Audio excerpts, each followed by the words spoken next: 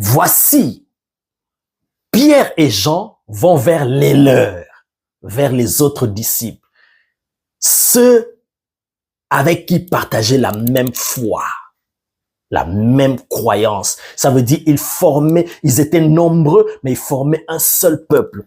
Lisons un verset ici, juste ce verset-là, le verset 32 du même chapitre. La multitude de ceux qui avaient cru n'était qu'un cœur et qu'une âme. Vous voyez? Donc, ils étaient nombreux, mais ils étaient tellement unis qu'ils formaient un même cœur, une même âme. Alléluia! La puissance de l'unité. L'unité des cœurs, pas l'unité de la bouche, des lèvres, mais l'unité des cœurs. Ils étaient une même âme. Donc, Pierre et Jean sont allés vers les autres disciples. Ils étaient nombreux.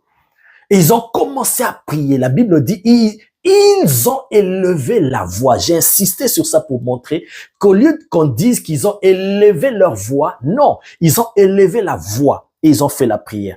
Pensez-vous, eux qui étaient nombreux là, oh my God, pensez-vous, et la prière, j'ai lu toute la prière ici, vous pouvez relire ça à la maison. Lorsqu'ils l'eurent, verset 24, lorsqu'ils l'eurent entendu, ils élevèrent à Dieu la voix tous ensemble et dirent, Seigneur, toi qui as fait, ils ont dit cette prière. Est-ce que vous pensez que, tels qu'ils étaient là nombreux, il y avait un tableau devant eux et on a écrit cette prière, qu'ils étaient tous en train de lire et de répéter en même temps? Non, non. Mais alors pourquoi on nous présente ici cette prière? C'est comme si eux tous, en même temps, ils répétaient ou ils récitaient la même prière. Ce n'était pas ça.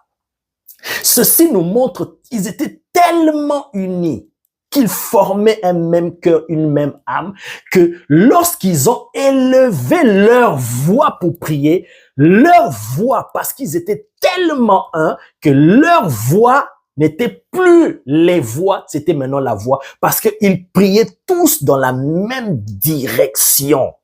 Alléluia. Et ils ont dit la même chose.